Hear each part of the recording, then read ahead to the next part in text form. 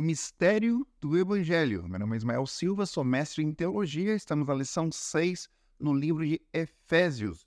O verso desta semana é: Ora, aquele que é poderoso para fazer infinitamente mais do que tudo quanto pedirmos ou pensarmos, conforme o seu poder que opera em nós, e ele seja a glória na igreja em Cristo Jesus por todas as gerações, para todos sempre. Efésios 3, 20, 21. Nós temos alguns pontos para considerar aqui nesta lição, e o primeiro deles é justamente essa questão onde que Paulo traz essa igualdade dos gentios para os judeus.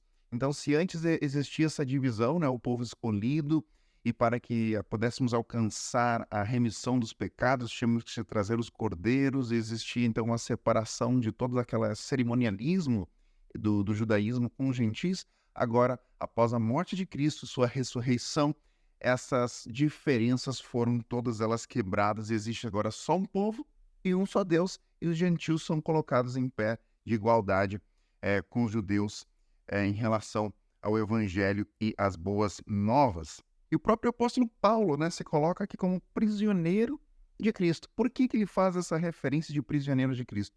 Porque ele era prisioneiro de Roma, mas na realidade, embora ele estava sobre o domínio romano, seu coração e a sua liberdade estavam em Cristo. Então, na realidade, ele era um servo de Cristo para levar essas boas novas para os gentios, que era o seu ministério. Ele se dizia sendo o apóstolo dos gentios, o enviado a pregar aos povos agora de todas as regiões fora de Jerusalém.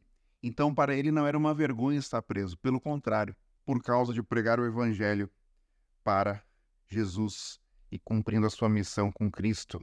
E que mistério é esse que o evangelho fala? Na realidade, são 5 pontos aqui que a epístola aos Efésios diz.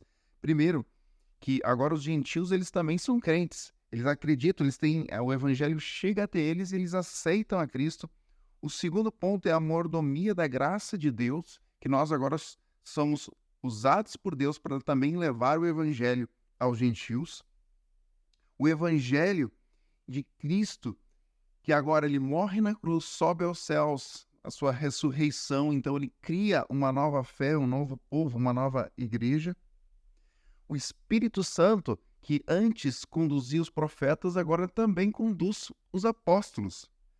E Paulo se coloca como o menor dos apóstolos, né? E os gentios também são colocados como herdeiros das promessas divinas. E Paulo demonstra toda a sua humildade e também o que acontece, a transformação que acontece na vida de um cristão quando aceita Cristo. Ele diz que ele é o menor dos apóstolos, o pior dos pecadores. Por que ele faz essa afirmação? Porque quanto mais próximos estamos de Cristo, mais pecadores, mais indignos nos sentimos. Contrário de muitos líderes que quanto mais altos eles sobem numa hierarquia, mais poder eles têm, mais eles se sentem orgulhosos da sua posição. Então aqui a gente tem, de fato, uma diferença entre orgulho e humildade.